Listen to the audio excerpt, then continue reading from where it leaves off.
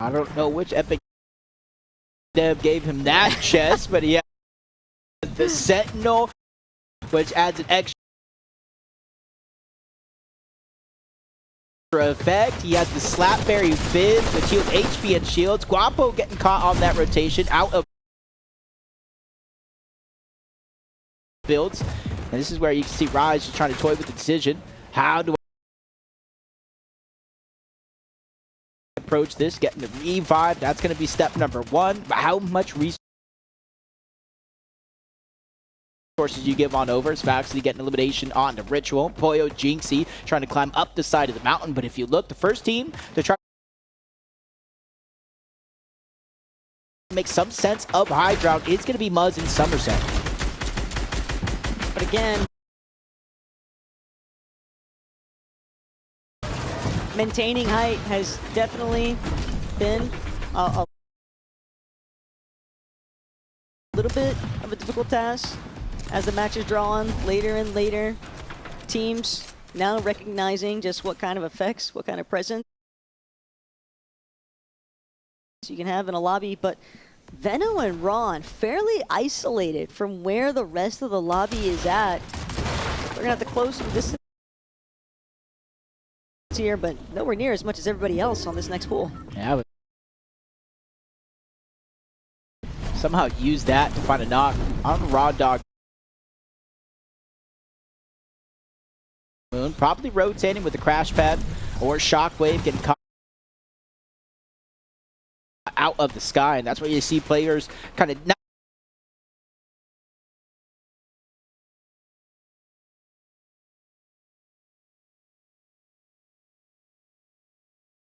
necessarily trying to one hop into the front side of the zone. Sometimes you got to stop, reassess the situation, continue to move from there.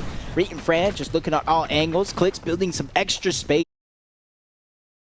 This is where he's gathering all that information, sees an opening there to try to take it and elevate his position right in front. He sees that layer is cleared, is immediately going to try to claim it as his own, but he has to be careful. Curve is going to be right above, along with a few players on each side. You're saying Clicks has got to be careful, but if I'm Curve, I might be the one shaking a little bit here. 6 eliminations already for Mr. CEO, and he's trying to see just how much further he can take it.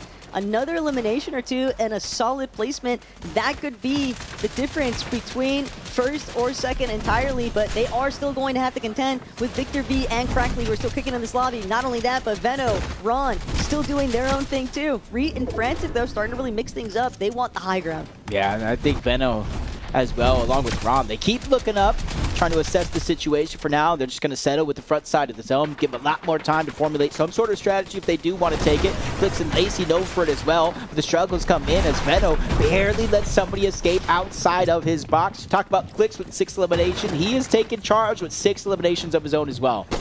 It's looking like the best day ever right now for Rondo. 2 Victory Royales as is, and a duo that has been very difficult to kind of stop in their tracks, but oh, just as I say it, Ron caught off guard. They were trying to set up for the next rotation, but it's Curve who's really just pulling the rug out from underneath them. Now Veno left as a solo. With only 5 builds, he's going to need to come up big time with a good connection shot. Yeah, he needs that HP, and he's toying with the decision.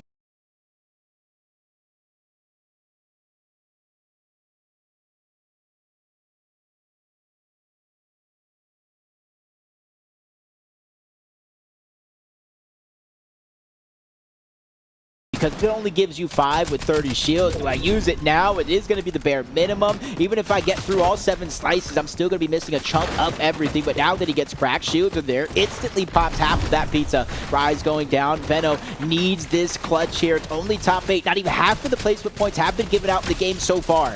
But it's going to be cut short here. Bolt's going to be the one to do it to him. And now Reet, Frantic. This might be their best opportunity to figure out, because Victor V and Crackley fall at the same time, but Lacey, Clicks, they're still in this. This is where they could really choose to overtake. Yeah, not only looking to break the tie with Veno and Rob, but try to take first place. No builds left though for Lacey. Ends up in a 1v1 against Semi. It instantly goes down. That's a pressure here on the Clicks. One of 2 solos running around this lobby, and with no build, this is where quickly becoming a nightmare, especially with Reet and Frantic looking down from above. Not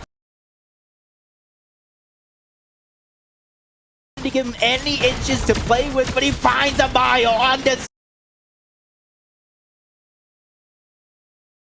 Semi. That's a big elimination. Needs the siphon, but he doesn't get it in time. I'm not sure the points even counted. Don't think that he would have been able to net them in the last second here. Just wiped out before he gets the chance to really cement that last elimination there. Placement still solid though. They still managed to beat out everyone else that was contending for the top 3. So Frantic, Reet, now's your time to shine. Coop might still have enough left in